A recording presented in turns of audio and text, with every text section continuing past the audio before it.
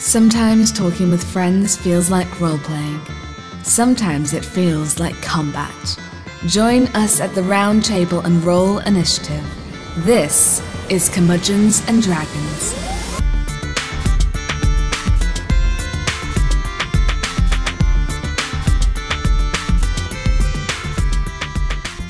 Hello, adventurers! Welcome to Curmudgeons and Dragons. My name is Jason Portizo.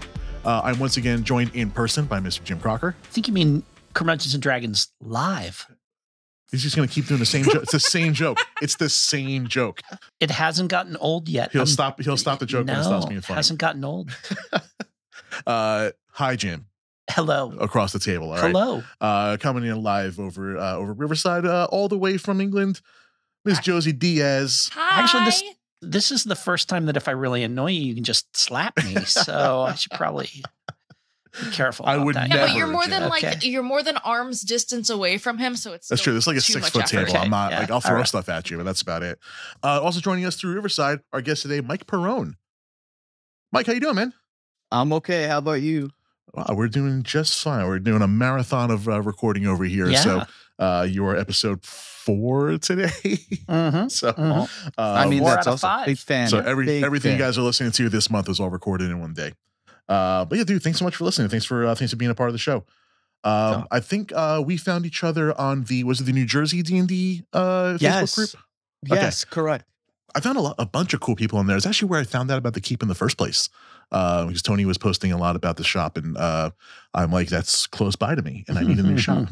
So, and again, Jim and I are live inside the Keep in Brick, New Jersey, thekeephobby.com. Go support them because they are supporting us by giving us a cool space to record today. Jason, are you saying that you meet people off the internet? So, Mike, you have a story for us today. I do. Most of my D&D lately has been on the Roll20 website. My condolences. Easy now. Yep.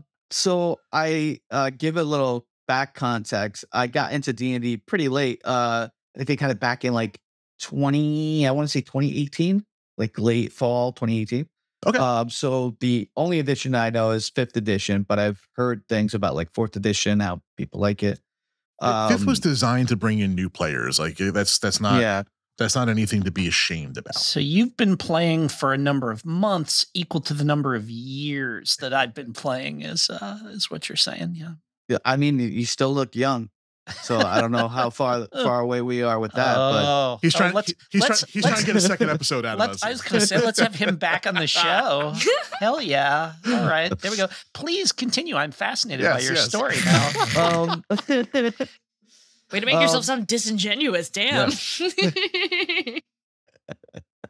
I mean, honestly, just even listening to, I think I fairly just started listening to your podcast, and you all have some interesting things that get talked about. So I'm thoroughly enjoying. You've got like a hardcore fan now. I'm deep diving. Oh, thank you so much, man. Which I did some notes too. We're up to 2. All right. Yeah. Got it.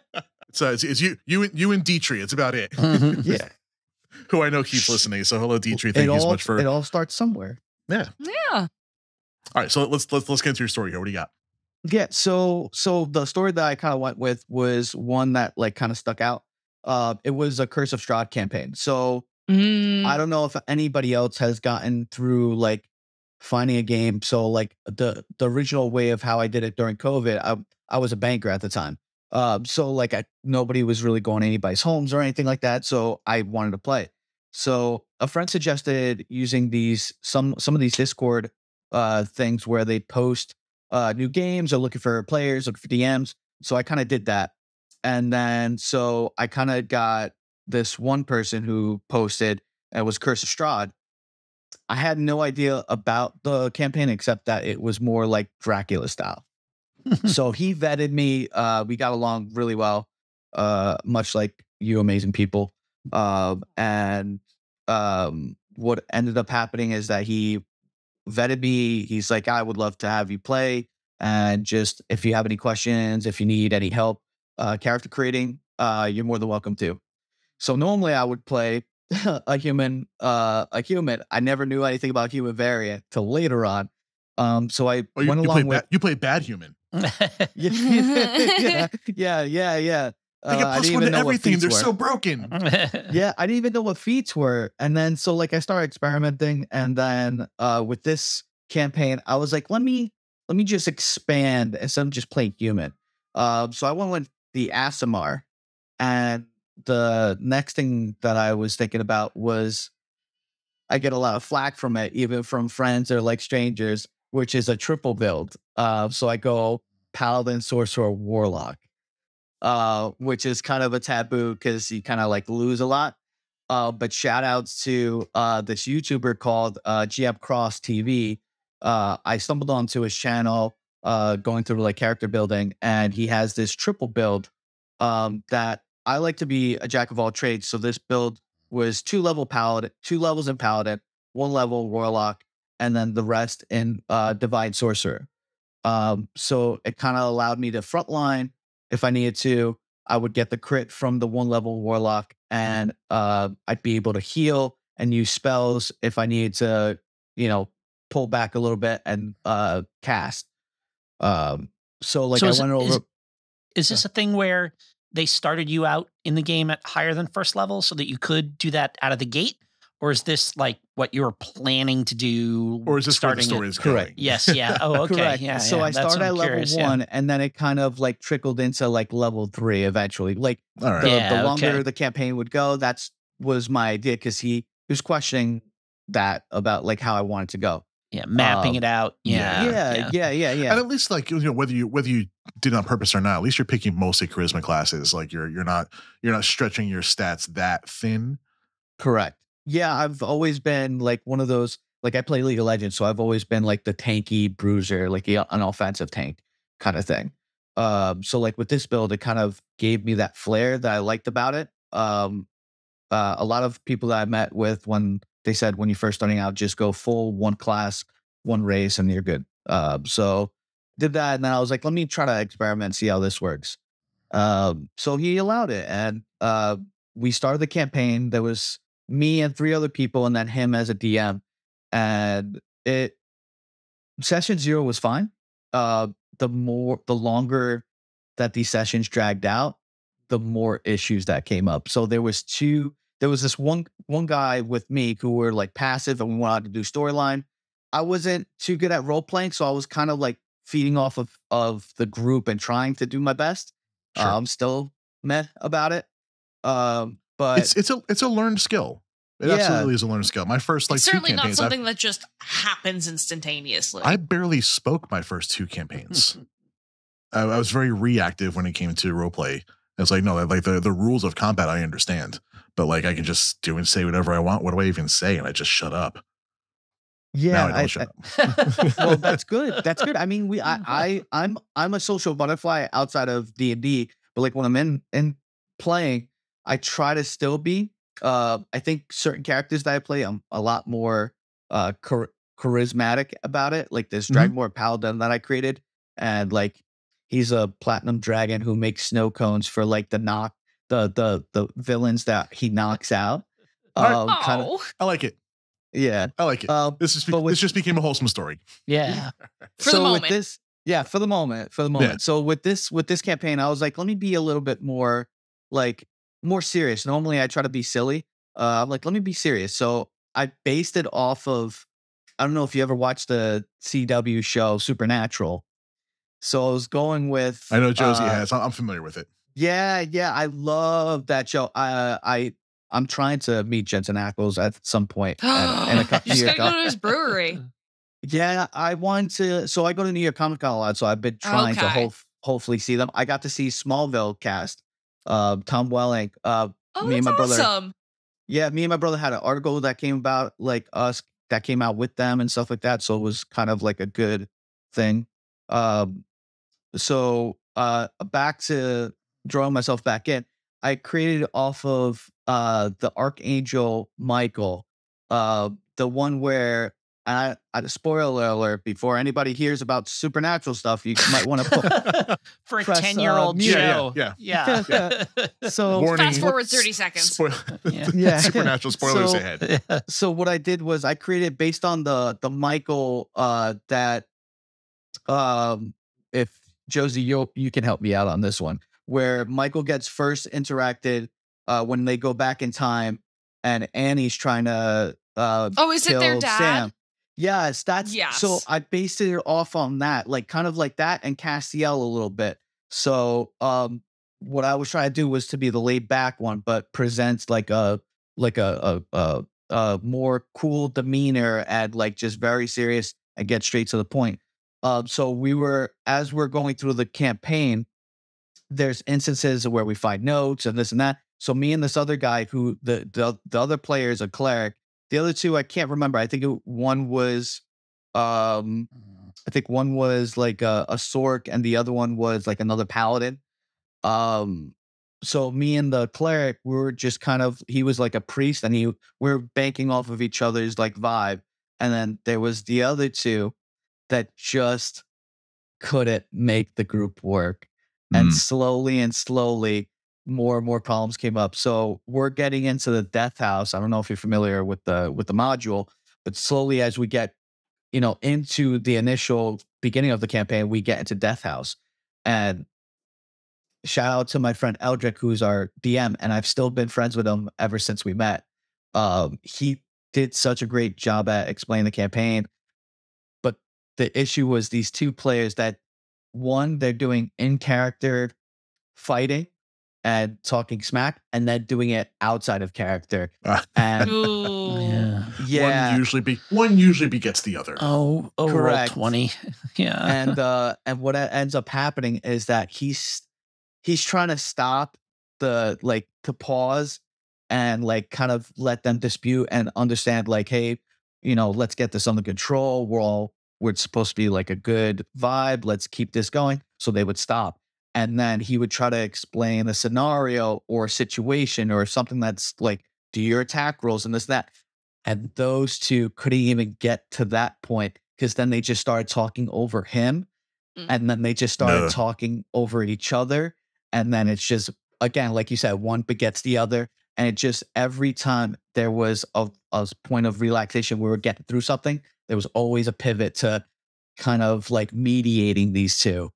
And we practically got over, I don't know how, but thank goodness we did. We got out of like the death house. We followed through that. And then we just get into Barovia. And again, we haven't even started. We're just getting there. And then what ends up happening is it gets so bad that, he had the RDM, my buddy Eldrick, he has kids and a wife. And so like at times he had to manage his life. And I think between some things that were happening in the personal side and then managing two grown people, like constantly yelling at each other. Yeah. At some point, extra kids he didn't sign up for. Really. And it got so much to the point where one day he just messaged us and he was like, listen, I'm sorry, everyone, but we're going to cancel this campaign until we decide to do whatever. Yeah. And so That's rough. like most, silver lining though, we've been best friends for, I think, almost 3 years now. And what we've kind of done with each other is there are like one shots and like all other. So I eventually wanted to create a campaign. And so what I did was I asked him, hey, do you mind co-signing with me on it? Like, I'll do all the work.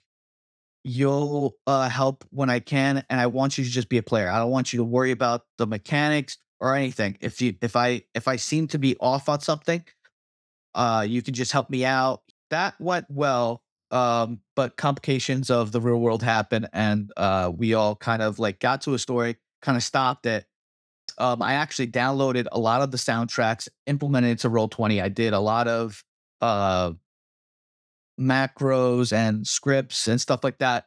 And I actually create an interactive map. So I took a map, I went on YouTube, researched how to create tokens on the map, but do it on the map layer to where, like, instead of me having to always remind players where they are or what's the information, what I did was I set tokens for everybody to be able to click on the map and say, hey, we're here.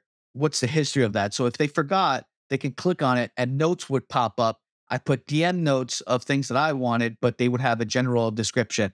This is the land of Barovia, and this is kind of like the brief history and stuff like that.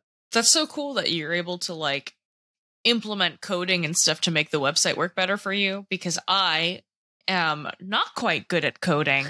And that sounds like a fucking dream to be able to just be like, oh, fuck, I forgot what we've been talking about. Let me just click real quick on your map. That's awesome. Anything just better put together than like a shared Google Doc or something, which is always like just the easy way to do it. But yeah, and all this like within your first like couple of campaigns and like, you know, being fairly new to the hobby and like finding new ways to innovate. Yeah. When I deep dive, I deep dive. It's an obsession. It's like Game of Thrones obsession. I am obsessed. I got all my friends. I think there was like 9 to 10 people that I got to Game of Thrones. And that's what kind of like started this whole like whammy of like one of my friends kind of, they played D&D and I didn't know anything. I didn't know that they played it. I didn't know what it was. And like, you know, they knew that I loved Game of Thrones so much. They're like, oh my God, that's so cool that it's like, hey, here's a way for you to play Game of Thrones. Kind of, yeah. All the vectors into D&D are fascinating to me for, you know, especially how you get them, these baby. days. You hook them with their high fantasy, with their high fantasy show. And it's like, hey, while you're into high fantasy, it's like you can play that. You can be that guy. Yeah, no, I'm just fascinated by like when I was a kid and we were playing D&D, it was like, oh, wouldn't it be cool if they made a TV show that was kind of like D&D someday? Oh. And now it's going the other way. Someday. I love that it's, you know, that it's getting people into D&D instead of the other way around. Yeah. I mean, did they really though? Didn't they with Kit and Knight Rider? Like that they really make it kind of is D&D, right? They just got a special item, got a special like ship. I don't know about that, but I'm all for generous reads. That's a very generous read. If you can back it up with evidence, I will support your research paper. You listen, you use your tools and you write yourself a Knight Rider campaign. Yeah, there you go. Go sell it on drive-thru and what's it? Drive-thru at DM's Guild. Funny that you say that. I'm actually using ChatGPT. Sure. I'm actually using it to help me create. So I'm a big fan of the Aragon series. I don't know if anybody knows that. The Inheritance series. Good books. Awful movie. Correct. It always happens. I will argue that the sword looks pretty dope, though. So like, I'm a big fan of some of the. Sure, that's not enough to save that trash pile. Correct. Of course. Good books, though. Just we're going to take the Avatar route to this. Just ignore the movie and it's not real. The rest of the source material is solid. The original property. There is no war in Bossing Say. There is no Avatar movie in Bossing Say. So that thing that doesn't exist. So what I did, I loved the book so much, and I just actually recently bought up the book series for a friend of mine who got me into Dune. I had just got into Dune, I think early this year or late last year. So I bought up the book series of Aragon. With that new movie, that was a good time to get into it. Plenty of content there. Yeah. Yeah. So you'll spend days just learning how to pronounce all everyone's names. It's still difficult. It's fantasy. It's whatever you believe it is. No. This is beyond normal fantasy names, Josey. This isn't just add an apostrophe and 2 extra vowels to the end of everything. This is like unpronounceable cat walking across a keyboard names. Okay, but that's what people think Welsh is. That is what Welsh is. Oh my God, Dune is just Welsh. Yeah. Okay, please continue. Yeah, I'll let you marinate on that. So I'm trying to create a campaign, like a homebrew. I've never done a homebrew campaign before. Sure. So like what I'm trying to do is I'm trying to use, AI to kind of guide me into certain things of building. So I'm trying to build a campaign with Game of Thrones and Aragon, but I don't know the timeline yet. Do I I'm trying to figure out which timeline of Game of Thrones am I doing? What timeline of Aragon am I doing? And so, like, if fellow Game of Thrones fans out there know that nobody knows what's east or west of Westeros, so I'm actually going to use that as like a pull-in to where there's some magical barrier between the world of Annalasia and Game of Thrones. And I think I'm going to go with Arya Stark sending out a letter to the adventurers to come north. That's fantastic. That's cool. That's what's so cool about gaming. Like homebrew is how you do, how you mash those things together. Like I'm a big fan of those China Mayville novels that are set in this giant city called Bazlag. And I wanted a massive fantasy city. I wanted that game, but like, I'm not going to do that game. So I just took all the kind of stuff that he did. Sure. And, and you just drop that into a homebrew game and you say, hey, when you make your character, tell me about the weird neighborhood that you're from in the fantasy city. And you just mash it all together and it doesn't need to necessarily make sense. Throw in a big old lore pot. Exactly. Yeah. And I'm glad this super fun. I'm glad this is manifesting as a D&D campaign and not a fanfic. That's season 8. I want the fanfic too. Fuck you. That's season 8. I pretend it doesn't exist. Sorry, Josey. It's the best kind of fanfic because it's collaborative fanfic that you're building with everybody else. We're writing a fanfic together. Yeah. So I guess the thing that I'm not 100% clear on is this best buddy, this DM of yours that became your best buddy. Have you guys met in person? Were you local, or was that just strictly an online relationship that turned into this important relationship for you? It's still an online thing, but I talked to him I think a few times, like by video, and I think we started exchanging, like he would show me like things that he's working on his house with. He would send me like a pic of like, yo, I just got a new haircut. Look at this dude. And we kind of just did like the best buddy thing. Like, he would just a long distance friendship. Correct. Like a bromance, and it's still going on strong. When I the still DM think goes from fantastic. BBEG to BFF. Yeah. That's the most you don't have to be like timid about having being that's the best episode bros with title, an by the internet way. person. Yeah. Well, what I love to do is I love talking and meeting people, and there are some friends outside of D&D that I've met through like League of Legends or other games. My friend Brian, I've known him since I think 2009, 2010. I never met him in person. It was like a friend of a friend that they met. They were kind of like internet gamers together, and that we just became like best buds. He's like my duo partner in League of Legends, and he lives in Florida. And I told him, I think I'm trying to plan either this year or next year to go out and see him. And with my buddy that's a DM, I'm like, I really want to make the effort on like seeing him, because I feel like get at an actual table together someday. I recommend it. Yeah. I recommend meeting people for the first time who you have only known online for a while. It's I'm having a good time of it today. Yeah. So yeah, it's actually happening. It's happening right now. Yeah, correct. You listening to this will have heard it by now, but Mike wasn't there because these episodes don't exist yet. But you've been listening to a few episodes. Dream has been podcasting with us for about 1.5 years now, and this is the first time he and I are in the same room. Yeah, and one day I'll be there too. One day we'll get all three of us. Yeah. I mean, what an exciting time! I mean, what an exciting time to be alive now. There's nothing like the present. I mean, we're like that barrier. That barrier is like not even a barrier. Like the distance is like. I think years from now, there's gonna be a lot of people talking about how D&D, I mean, all of that kind of stuff, online gaming, but D&D in particular, like help them survive the pandemic. Yeah, absolutely. Because if it wasn't for online gaming, I mean, role-playing specifically, tabletop RPGs, I don't know how I'd have gotten through it. Sure. So that started as a horror story between two guys that couldn't get along in a game, but you ended up with a best friend out of it. Yeah. Fantastic. So this is like, I don't even know how to label this episode, because it started as a horror story, ended up as probably the most wholesome one we've had yet. Yeah. That still counts as a wholesome story. That's gonna be my challenge for later. But Mike, thank you so much for coming on the show and for being a new listener too. Anything you want to plug, anything you want to push, anything you want to put out there, I'm going to give you the floor, and you can, if you got any endeavors that you're doing yourself. So what I'm kind of doing, I will pivot to one thing real quick after this, but what I'm doing is I'm trying to create a podcast myself.